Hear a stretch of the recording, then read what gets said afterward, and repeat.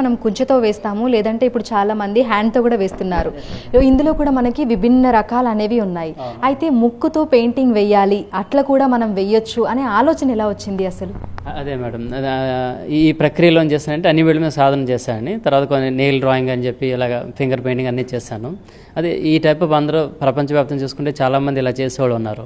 మనం ఏం చేయగలుగుతాం, ఇన్నోవేటివ్గా ఏం చేయగలుగుతాం. అందులో అంటే మనం ప్రూవ్ చేసుకోవాలి, సంథింగ్ యూనిక్గా చేసుకుని ఏం చేయాలి, ఎలా చేయాలి, ఇలాంటి ఆలోచనలు వస్తున్నాయండి నాకు. ఆ టైంలో నాకు ఈ ముక్కుతో చేస్తే అలా ఉంటుంది పెయింటింగ్ అనేది ఒక ఆలోచన వచ్చింది.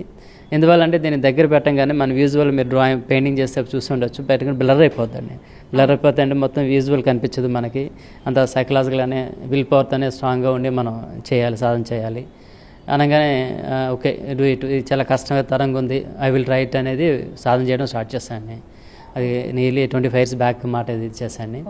ఇంకా ఆ విధంగా ఫస్ట్ పెయింటింగ్ గణేష్ని చేశాను.